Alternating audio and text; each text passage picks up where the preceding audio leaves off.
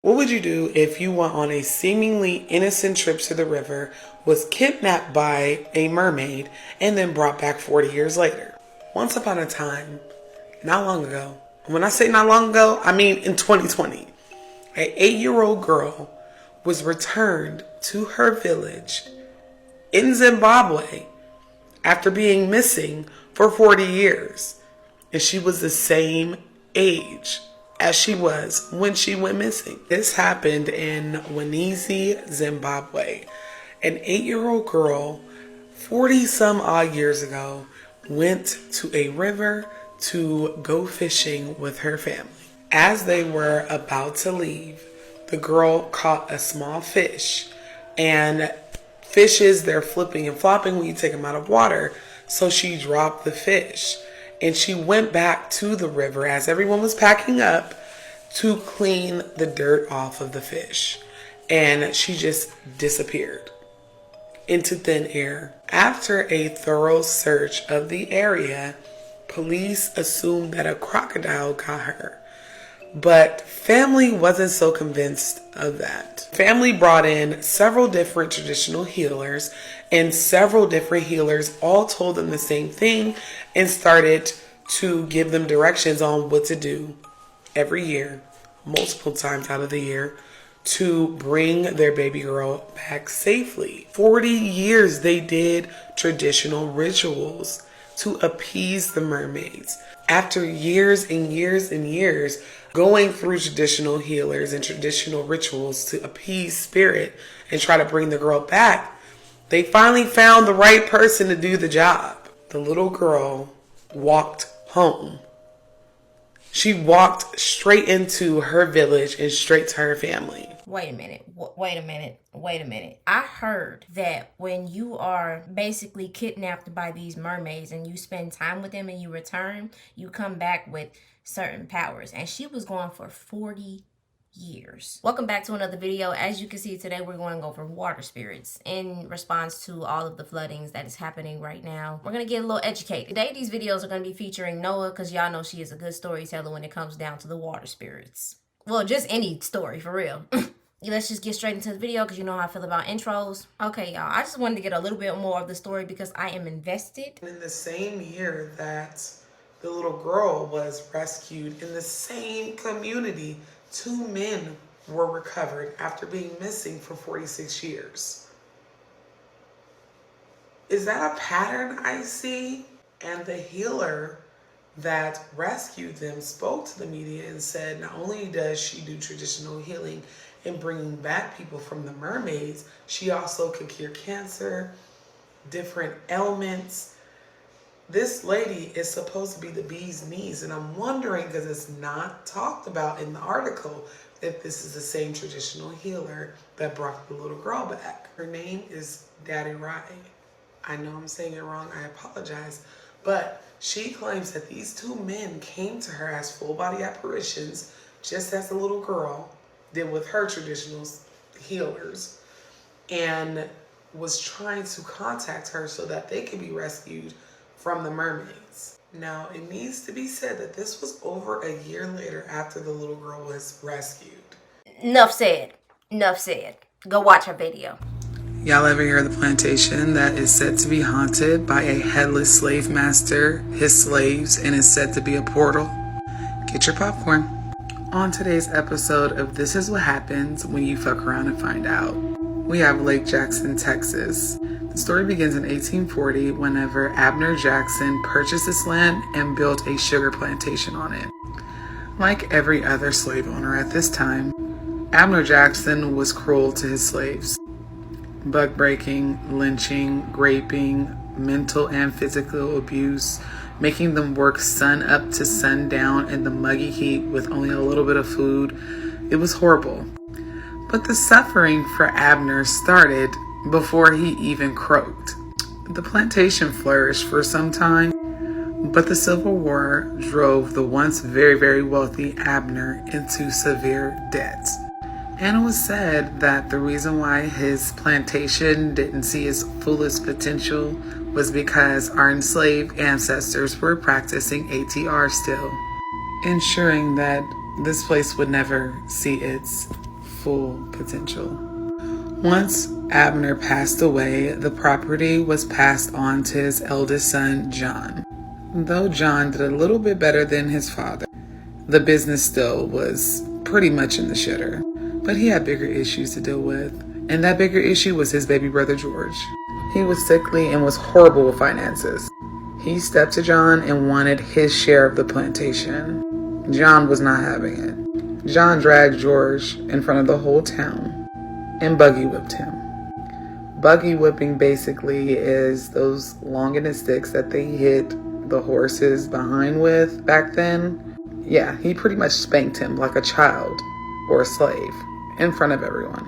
And George was not going to let John play him like that. So in retaliation on this property, George shot John 6 times and then cut his head off with a machete. They buried the body without the head. It is rumored that George threw the head into the lake.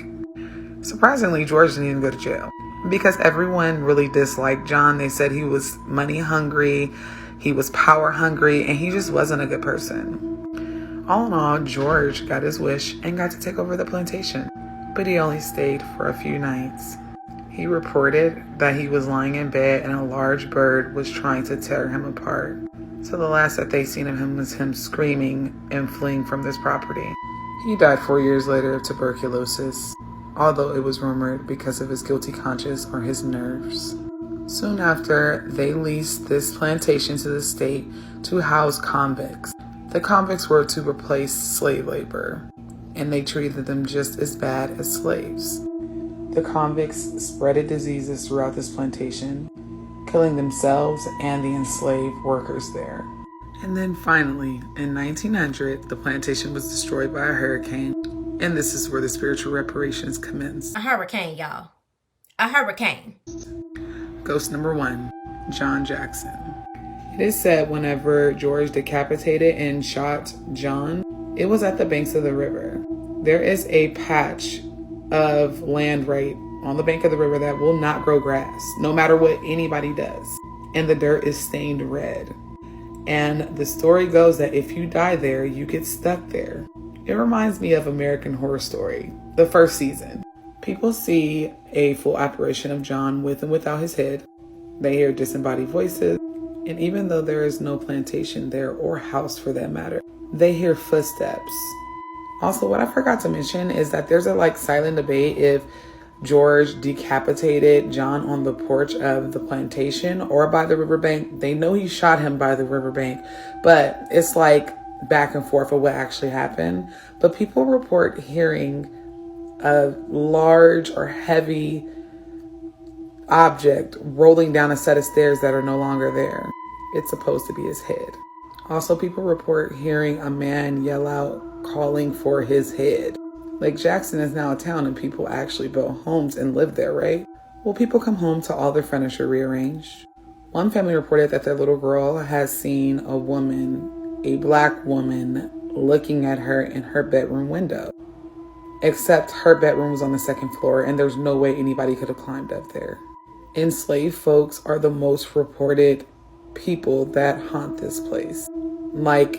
It's overwhelming how many enslaved people's souls are still here or are still restless. They're mostly spotted in the woods doing tasks that they would have been doing back then, like hacking at invisible sugarcane that doesn't exist anymore, singing spirituals.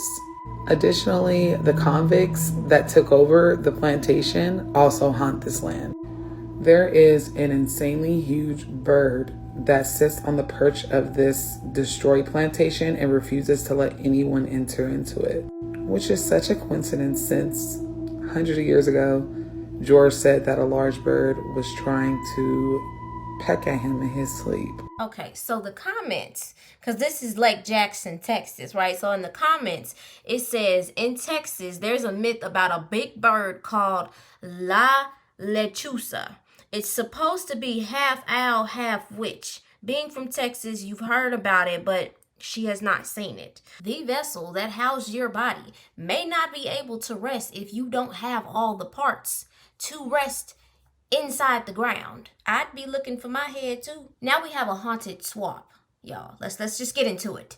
Y'all ever hear of the swamp that is haunted by an old hoodoo voodoo priestess who, when she passed away, said she was going to take the whole town with her and absolutely did? Just me?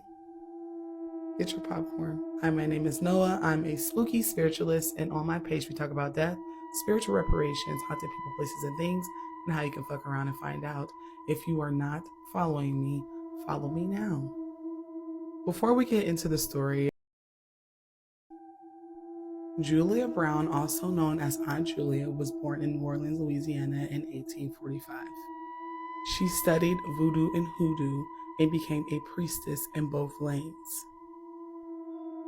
She decided that she wanted a new start, so she moved to a small developing town 25 miles outside New Orleans called Frenier. Frenier was a very, very small town, and it was a far cry from New Orleans, Louisiana. The only thing that it had that could be considered modern day technology was a railroad station that imported goods to and from New Orleans. While in Frenier, Julia became that girl. When I say that girl, she was the town's doctor, as they did not have one at this point. They had no electricity, only dirt roads, and that railroad station. A hut on the outskirts of town delivered every baby, wrapped every womb, broke every curse, and this town still decided that they was gonna fuck around and find out. Despite W people and black people alike coming to Julia for her midwifery skills, her healings, her root work, they all talked about her like a dog behind her back. They even played on this woman's name, some people calling her Julia White for all of her kindness and her good magic, and some calling her Julia Black. And we all know what that means, right? Julia also was a musician, and a lot of the times people will report seeing her on her porch singing songs, normally innocent songs. But one day, one of her seemingly innocent jingles turned a little weird and sinister. As she strummed her guitar, she sung the words, "One day I'm gonna die, and I'm gonna take the whole town with me." And a few days later, guess what Miss Julia Brown did? She died. Julia Brown passed away on September 29th, 1915. And everybody was shooketh. They were scared. Mourners all the way from New Orleans came to pay their respect, but it is said they came not because they respected this old woman. It's because they were afraid. They were in there literally sweating bullets, waiting for something, anything, and they didn't see anything happening, right? That is, until the day of her funeral. The seemingly normal, cloudless day turned dark. The skies turned black. And then a hurricane out of nowhere hit during her funeral These damn hurricanes. services. It was so bad that they literally just left the body there. They couldn't even get the body out. They didn't have enough time. The winds were over 45 miles per hour and made the water rise 13 feet. This was like bad, really, really bad for that time. Some locals were lucky enough to make it to the train station, just for the train station to collapse and kill all of them. The storm wiped the whole town of Frenier out. It claimed 300 lives, 60 of them being in that very small town. A lucky survivor recounted how he climbed up a cypress tree and put his hands over his ears so he could drown out the screaming below him, because people were drowning in the swamp. The few survivors that were left buried their dead in shallow graves, and they buried Julia. After they had found her body, they buried her away from the townspeople, claiming that she was responsible for this to begin with. The owners of this Manchac swamp literally do tours because Miss Julia never left. Because what people didn't know is that she owned most of the town of Frenier. Her husband, who passed away many, many years before her, got land from the federal government. So that whole little town really was hers, or at least a big chunk of it. They see her walking through the swamp. They hear her. It's haunted as hell out there. I'm just trying to figure out, like, I get that, you know, people were coming to her for help, and then they were talking behind her back, but that's a reason to like unalive 300 people and like hurricane the entire town. It's got to be something else going on. It had to be something else going on, because that is too much. They also report hearing her laugh in the distance. They do this at night, y'all. The tour company that owns this swamp now, the land that Miss Julia Brown owned, is cleaning up good because this is real. So if you're interested in fucking around finding out, you may book a haunted swamp tour of the Manchac Swamp, and you can go see Miss Julia Brown for yourself. I'm good. Miss Julia Brown, peace and love and light to you and your services you have done on this planet. Now let's go over another lake. Okay, surviving Lake Lanier. It was 1997. I went to the Brunswick Drop Course Center in January. So it would have been June, July, when they took us on a field trip to Lake Lanier, like a field day. It was like they was taking y'all on field trips to Lake Lanier. Let's just continue. a whole day thing. And I had a friend of mine who asked me if I would go out on the water or the boat with her. Now, mind you, she's from Tennessee. I'm from Florida. I'm from the beach, okay? So I told her, yeah, I would go out there with her and Sammy Dredd. But he had to assure me that he could swim, which he did. She couldn't swim either. But we both did go out there trusting that if something happened, that he had us, okay? So we go out on the float. We having a good time, you know. We out there sneaking and burning one. We having a great time. And then all of a sudden, this dude that me and Twin, we call him the demon. Because every time we smoked with him, which was maybe 2 times before this particular day, he started looking like a demon after we smoked. So we started calling him demon. So he came out there and we was like, you know, don't play because we can't swim. So he was like, you know, okay, whatever. Went under the water, and since he was about to swim away, went underneath the float and came under the float and knocked both of us off the float. Now, this is where it gets weird. Not weird, but this is where it really goes down. Okay, so I go underneath the water, and I can't tell you exactly what my thoughts were as I was falling off of the float into the water, but the moment my face, my head went under the water, there was not a feeling of or a thought of, oh my God, I'm drowning. It was like instantly, wow, it's trees down here. It is freaking trees under here. And then I heard a voice. Plain as day. It sounded just like me. And it said, Chastity, you're under the water. And I said to myself, of course not out of my mouth because I was under the water, not like this, Lord. In that moment, I heard instructions, which was to take my hands, do them like this, and do the action of maybe of flying. So I did that with both of my hands, and I out of the water. When I came out of the water, I yelled while looking around, my feet won't touch the ground, and whoosh. Whew, excuse me, y'all. Back under the water. Again, as soon as I got back under the water, man, I'm telling you, there was not a thought of fear. It was not a thought of, oh my God, I'm drowning. It was, wow, there really is trees under here. And then in that moment, I can't tell you, all I can tell you is somebody picked me up out the water and walked me to the shore. All the movies,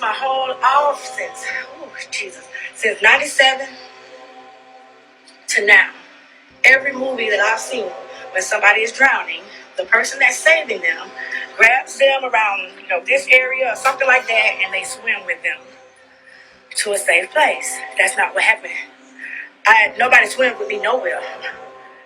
Somebody, a black man, picked me up, carried me out of the water, and sat me on the shore.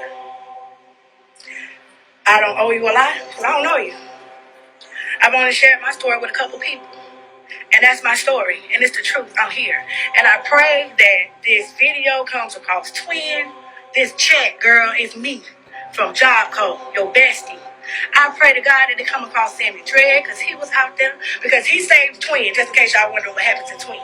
He saved twin. He was busy with twin. I can't tell you exactly what happened because I was in the moments that I just described to you. But I know that twin was okay because twin was with him. You know what I'm saying? So I wish, I pray, I hope, whichever word makes you feel more comfortable. I manifest, whatever word makes you feel more comfortable, that they see this and they can testify to what I'm saying. Nobody swam me out of the water. A black man carried me to the shore and sat me on the shore. And in that moment, I'm the reason why we had to stop the field trip. Because all the fellas that was around, when I saw Demon, I said, that's him, he tried to drown me. Yeah. And they all got on his ass, his behind, his buttocks. Yeah. So we had to pack up and we had to go back. That was because of me. Anybody that was at Lake Lanier in 1997 that was in Brunswick Child Court that remember the rumble on the side of the lake, you ain't gonna remember me drowning because you went out there. Somebody in the comments said July 4th, 1976, the same thing happened to me at the Lake Lanier beach. He walked me out of 10 feet of water. Then he disappeared. I was 10 years old. So some of the spirits have been saving people in Lake Lanier. Dubai is currently experiencing some of the worst flooding it's had in years after the government's been experimenting with cloud seeding to create artificial rain, which, as you can tell, has gotten out of hand. Why do floods happen? To do cleansing. Because Dubai has been built on slave labor. It's a whole lot of slavery that's happened over there, a whole lot of people who have been tortured, and a whole lot of trauma over there. There has been a lot of messed up stuff that's been happening over there, especially with men who have been terrorizing women. So you know all them tall buildings that everything looks nice and bright. This is the labor camps of the people who built those. Basically, they're squat shelters that immigrant laborers lived in while they built their projects. They are disgusting and inhumane. Then it says the laborers often had their passports removed and were lied to by the shark companies that promised them huge salaries when they advertised the jobs in places like India and Bangladesh. A bit similar to the stories of many migrants who were ripped off by sharks promising them a safe immigration to the UK and in the Syria crisis. Water has the ability to clean you physically and spiritually. So them experimenting, trying to play with nature and all of the stuff that's going on over there, this was just an opportunity for our mama spirits to come here and wash and cleanse the negative energy there. And while some people in Dubai have been enjoying the rain, for most people the flood and storm have gotten so intense that it's starting to break through the roof of most buildings, leaving massive amounts of people stranded in the roadway. And for those that are trying to get away, a lot of them are flooding their engines, leaving their cars stuck and broken in the middle of the road. Unless you've got a Tesla, then apparently that thing is a submarine. And it's gotten so bad that in the last 12 hours, Dubai's gotten more rain than they typically get in an entire year. Government officials in Dubai have told people to stay home and stay safe, but as you can tell, Dubai's infrastructure was just not built for this amount of rain. And sadly, it seems like the worst is yet to come, with a second storm coming and adding to the current one. This is today at 3 p.m. It should be bright outside, but as you can tell, the cloud cover is so thick that it seems like it's night. Now, how much of this is cloud seeding versus natural Mother Nature just taking its course? We don't know exactly, but I think it goes to show that you just do not want to mess with Mother Nature, because if you do, things can get out of hand very fast. But that's my opinion. Dubai government is basically saying they don't think that it's caused from cloud seeding. And the meteorologists are saying, move. And the meteorologists there, they are saying that this is a human-caused climate change. But let me know in the comments what y'all think spiritually is happening there. Okay, so the stories that I've heard so far, it seems like most of these people who have been saved by these water spirits, they definitely have some water family, some aquatic family, because, you know, them being saved and them being able to get out of the situation is real spiritually connected. Now, Julia Brown could have been a child of Yam and Yah. This video that I'm about to show you is going to explain it. Let's get into it. Let me tell y'all something. If you are a child of Yemoja, or if you work with a water deity, a lot of times they will flood the house of your enemy, or your enemy will be revealed through water accidents in their homes, like random pipes bursting. Just Pay attention to that, because especially when it comes to Orisha Yemoja, she will flood a bitch house. She will break that bitch pipes, toilet just leaking for no fucking reason. This is honest truth right here. One time I was at my ex house and, you know, we were working things out. We have already been through many of rough patches and, I mean, many of crazy events. And I was confused as to why my spirit guides led me to even mess with him again. But now I see as to why, because there were things that he was supposed to tell me so that I can be aware of how powerful I am as well. He begins to tell me that the bathroom in his bedroom, I guess, you know, had like a pipe burst or something. And he was sleeping. He was unaware that the pipe had burst or that his toilet was overflowing. So as his toilet was overflowing, the water rushed into his bedroom.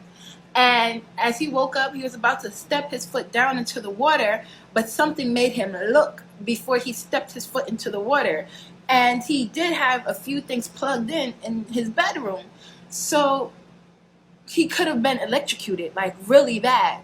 So he had to do some kind of matrix or whatever to hop over the water and plug out that thing that would have caused him to shock his ass to death. You get what I'm saying? And when he was telling me the story, the look in his face and the look in his eyes was like he was trying to see if I had conjured up something to do this to him. Because I have done court case work for him before. And different, you know, I have done work for him before. So he thought that I sent him some stuff. Baby, I didn't send you anything. That was just my spirit guides letting you know, don't fuck around with me. Like, don't play with me, you know?